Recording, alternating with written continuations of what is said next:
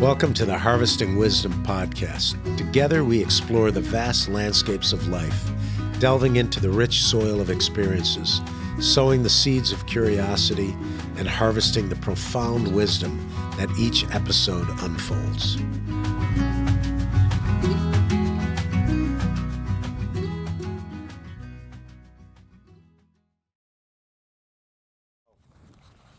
They use it when it's not necessarily a great thing environmentally, but they'll dig holes. They'll take the wood cuttings like you would a fireplace, right, or a wood fire outside, a campfire, and then they'll put banana leaves on it, cover it in dirt, and they'll leave one little hole for the chimney and one down below to light it. They'll cook it for 10 days or so. The problem with it right now is that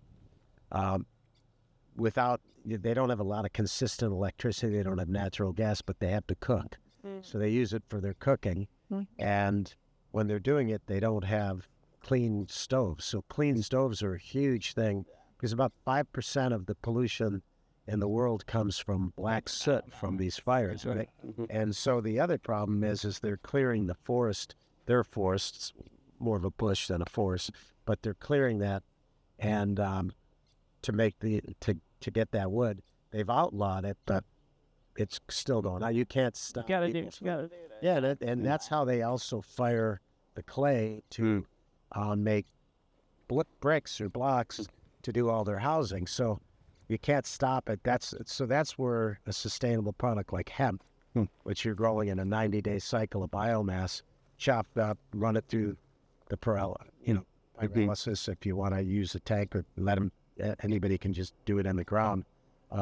Becomes a great product for cook stoves, but it's also, I was telling the guys there that it's like, this is great fertilizer, when you crack it up, because the surface area of even a piece this small is humongous. I don't even know how that math works, but it's like 10,000 square feet or something. When you go through all of the little pores and you were to measure it all. Sure. And so all your microbiology is in this stuff. And it also holds about 10 times its weight in water. So it's a great blend. Are you guys using that with your compost mixes? Yeah, so there's a number of things we do with this, both for carbon sequestration and then also for kind of fertility and water holding capacity. So we will mix it with our compost, which we're producing over here. And you have your own turtle over there. Yeah. So this is made from kind of this landscaping material, and then the pumice from not only like Crema Winery, but all of our other as well. So this produces enough compost for this vineyard and then other vineyards in this area as well. But we can mix this with that and then apply it. Or for the replantings that we're doing, this will get applied down deep below kind of the root zone, kind of for that more long-term carbon storage. So this is huge for kind of all the blocks that we're redeveloping right now.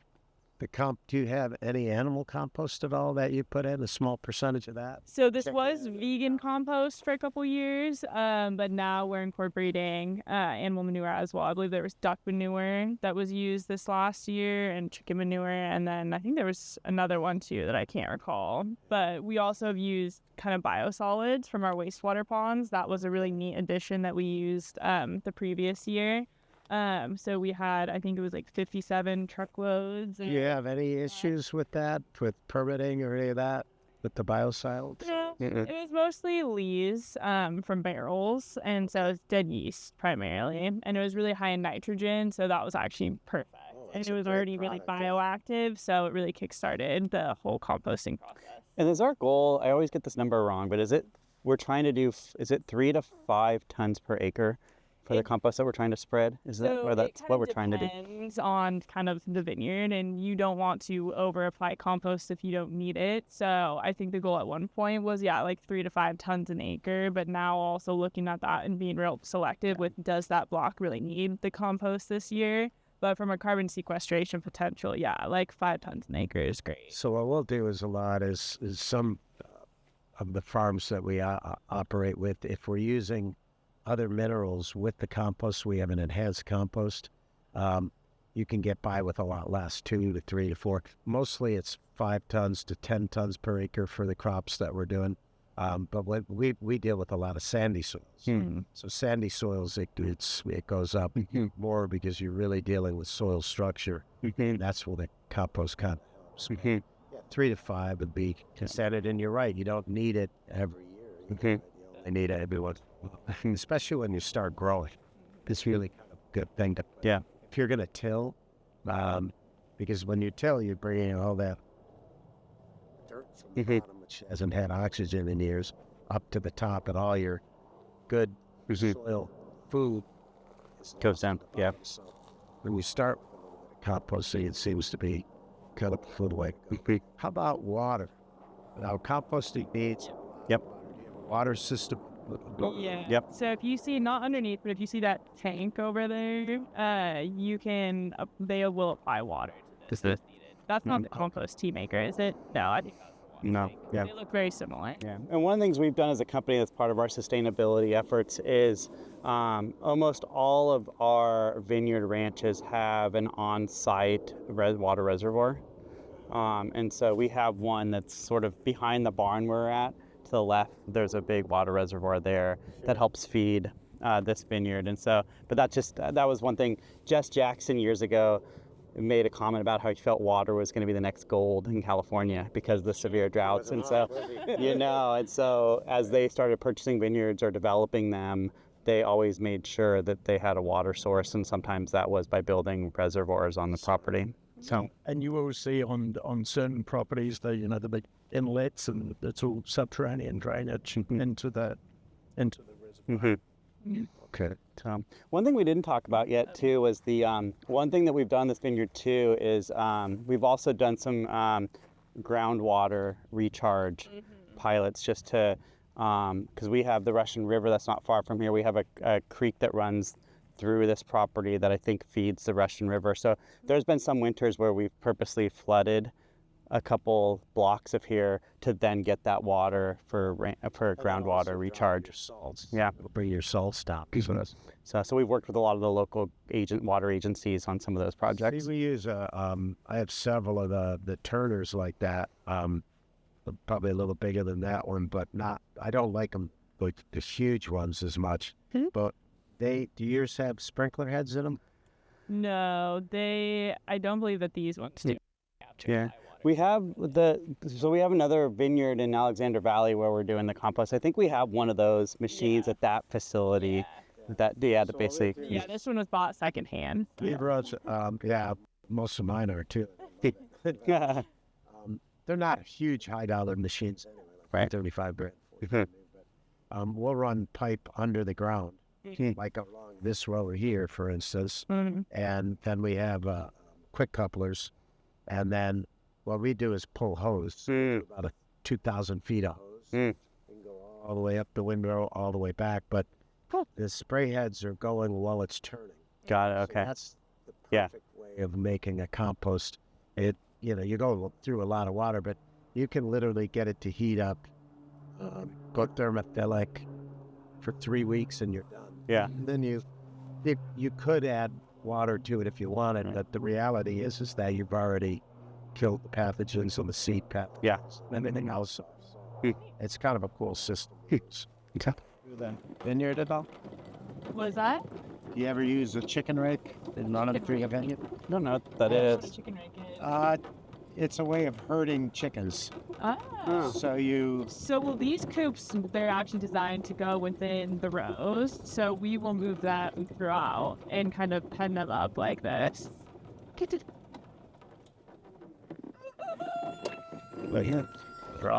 They're friendly. Big friendly. I know. I don't have my treats for them. That's what I want. Yeah, so these are mostly hens. You'll see there's a couple roosters. And all the eggs from these chickens go to our food and wine program at Kendall Jackson Winery Estate and Gardens, kind of right down the road.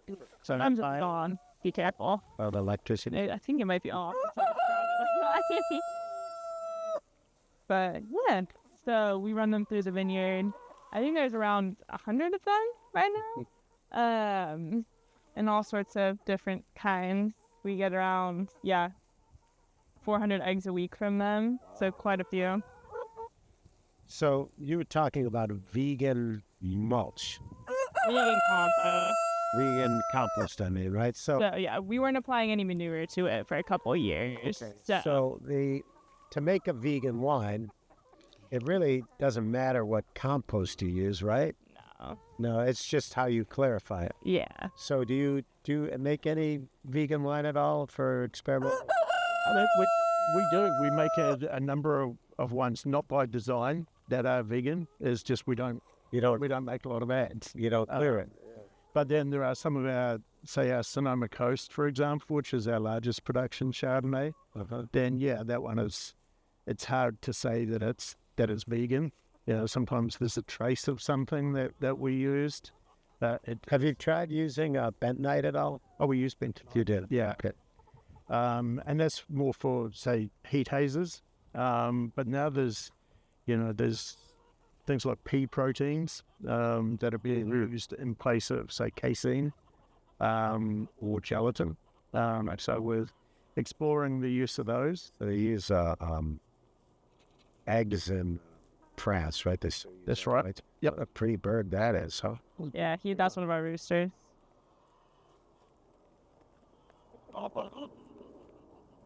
Yeah, they've been out here for about 2 years now, and the black ones help keep the hawks away because they think that they're crows, and hawks and crows don't get along too well. The roosters help for protection as well, but that's also really what kind of this wire is about. Not only is it to keep them in a certain area, but it's also to protect them from coyotes. And then you put them in there at night? They naturally go in there at night, but yeah, they do get to shut in at night. And if they don't make it, they probably won't see the morning. So What's the predator besides birds? coyotes. So, and foxes and raccoons and anything else. So, and then our sheep, I don't know that they're out in the vineyard right now. They were in this area, so apologies, we might not get to see them.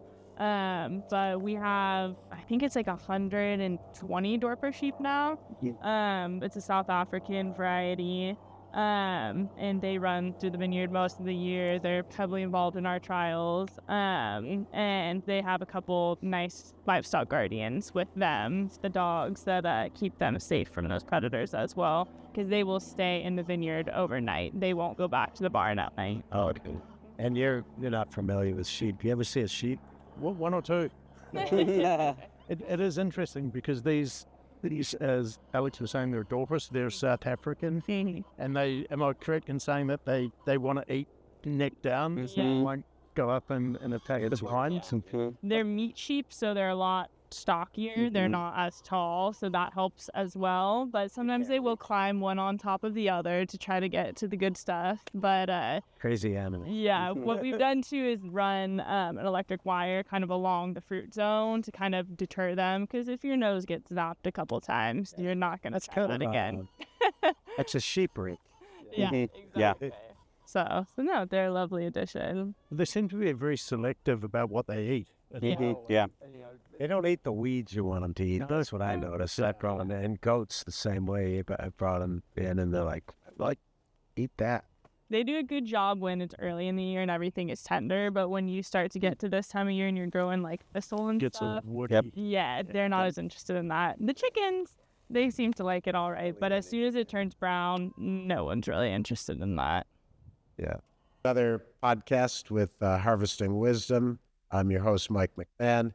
We're just doing a short podcast today because we are in our new facility at Heritage Headquarters on Grant in downtown Phoenix.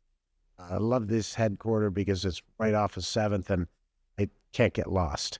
But this is a very large facility, and I'm happy to have with me today Carolyn Torres, and Carolyn is, I guess, one of my new bosses. This is her space that we're in at Heritage. So welcome to the podcast.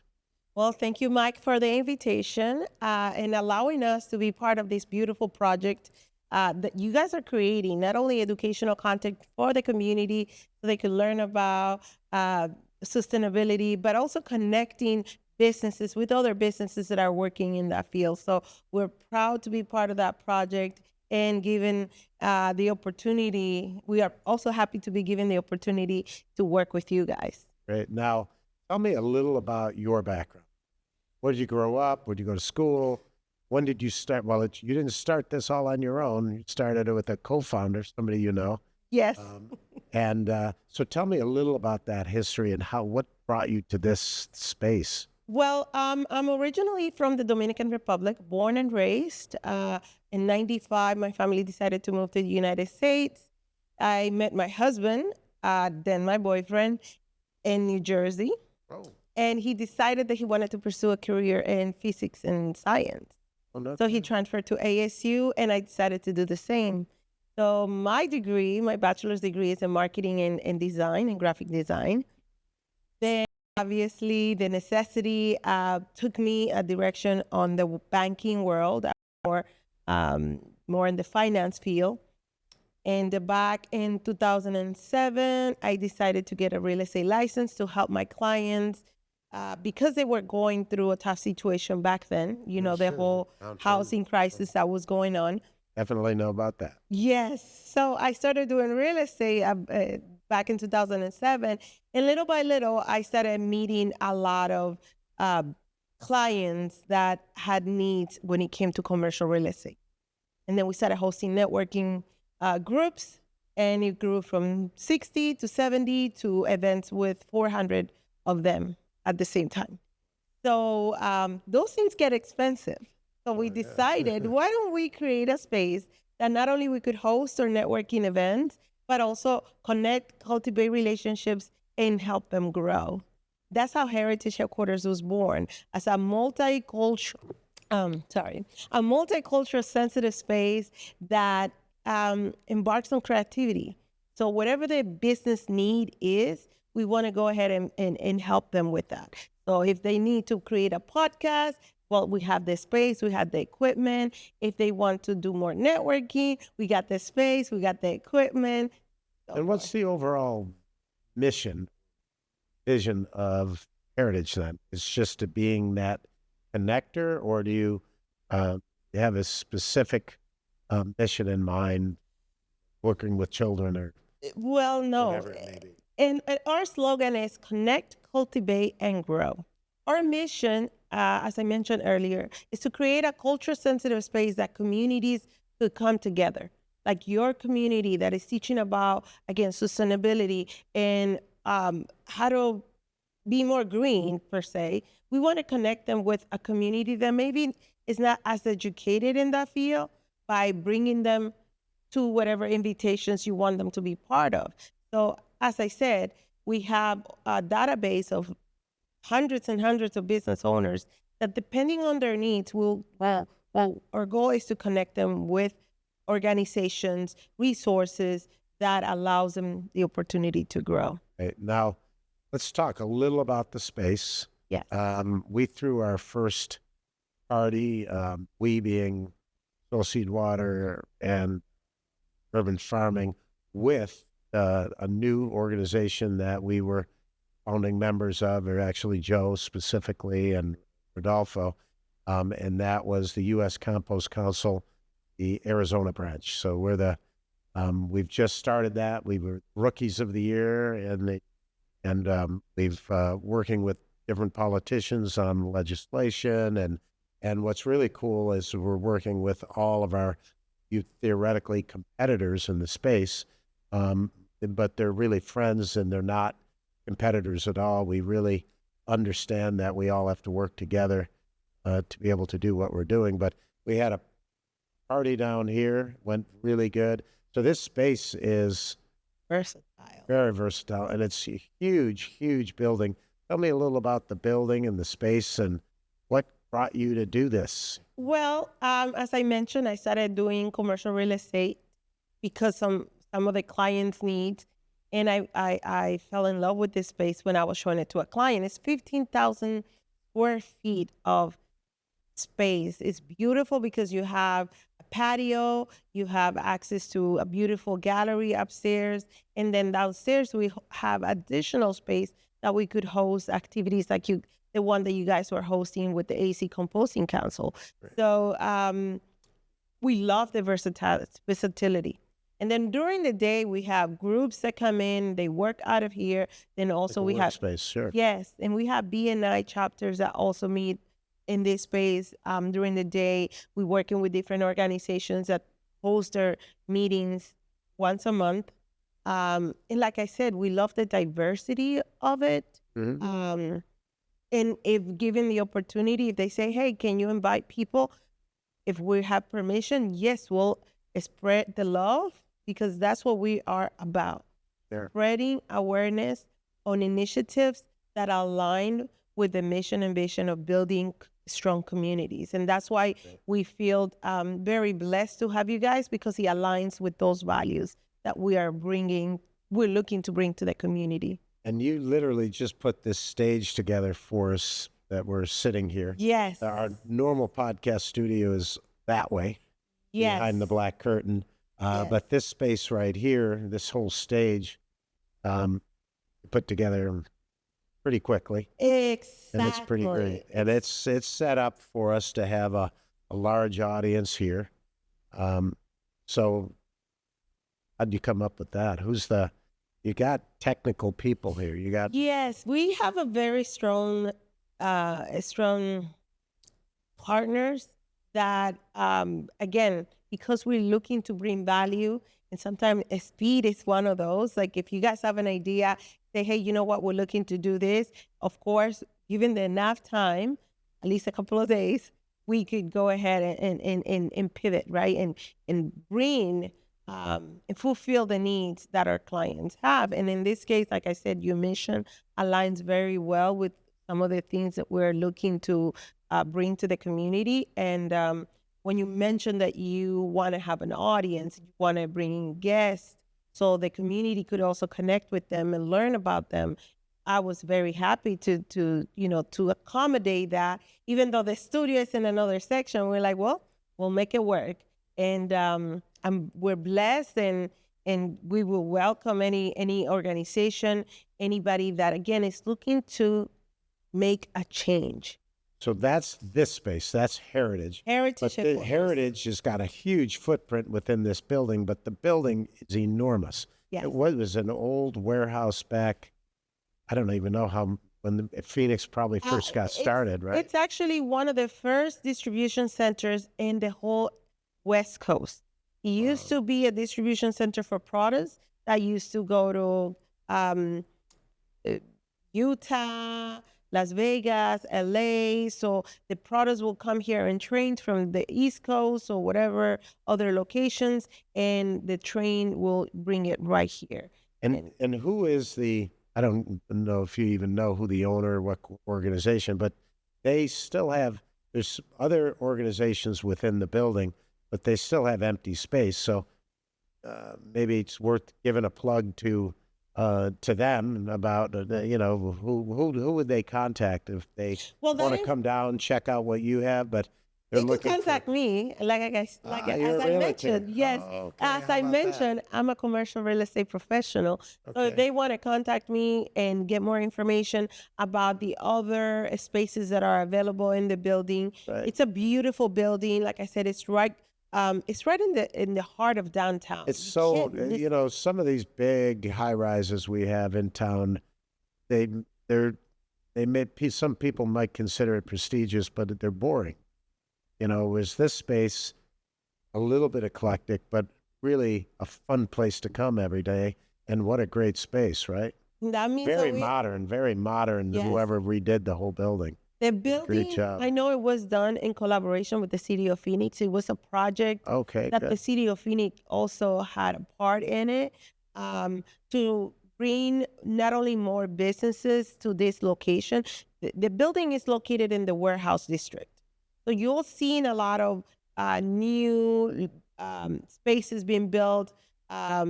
We have the museum, the Black Community Museum. Mhm. I forgot the name, I apologize.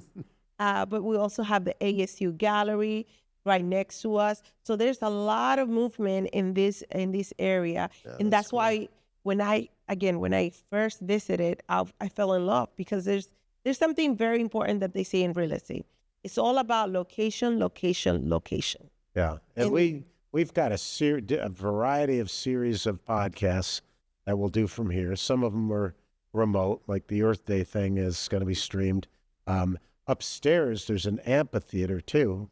That is amazing, because now we can do panel discussions with a larger crowd, specifically designed for, listening, for watching something. The versatility of this space is endless. From small groups to what I heard in the past, we have had even events up to 5,000 people in the building, because we have a restaurant that right now is being remodeled.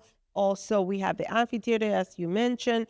Then we have this beautiful space in here that is a little bit more flexible, as well as just, diverse. Like you said, it's eclectic. We have a little bit of a lot. We got the podcast, and then we also have different settings that people could come, sit down, be comfortable, have conversations, and most important, connect, to cultivate those relationships Well, long-term. hopefully we'll be doing some of our podcasts with a live audience and invite people from the public to come on down, and partially to sit up. Maybe they might be interested in one of the podcasts, but also just to check out the space and see, what it's all about, because I didn't know this existed in Phoenix, so it is really worth coming down and looking.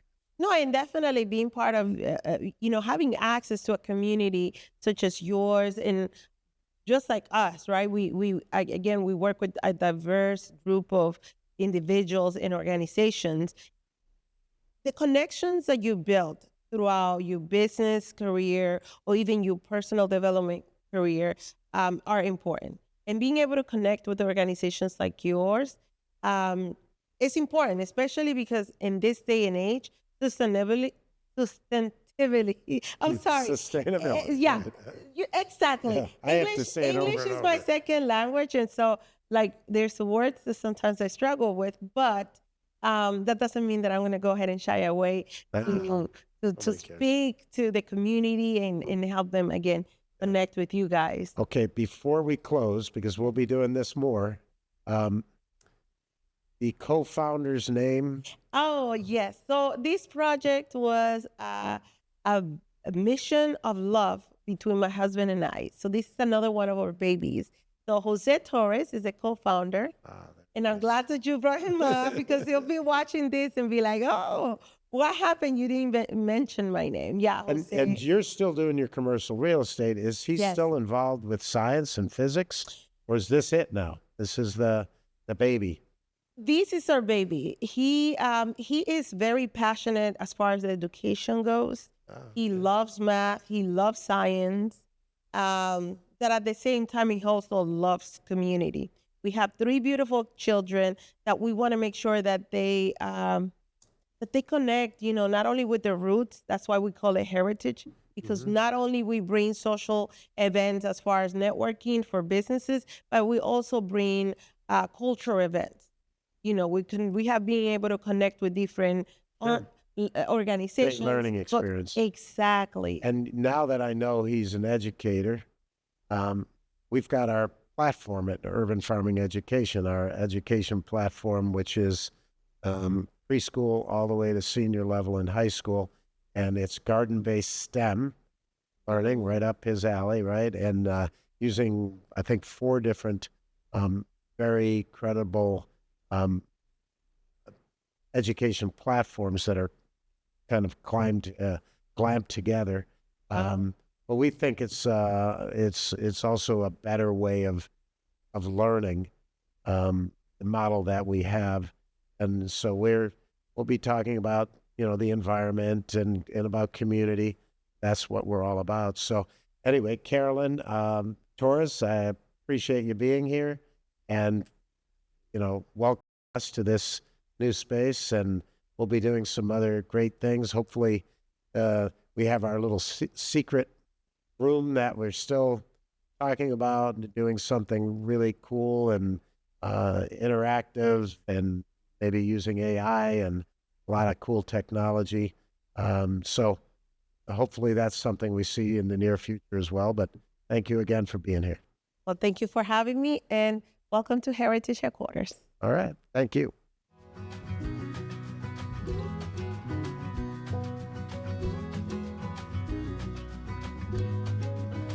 Thank you for joining the Harvesting Wisdom podcast. Click subscribe and like for ongoing insightful conversations. Explore our webpage for show notes and additional resources. Visit our guests' webpage for deeper insights. Your engagement is the foundation of our journey, and until next time, keep pursuing wisdom.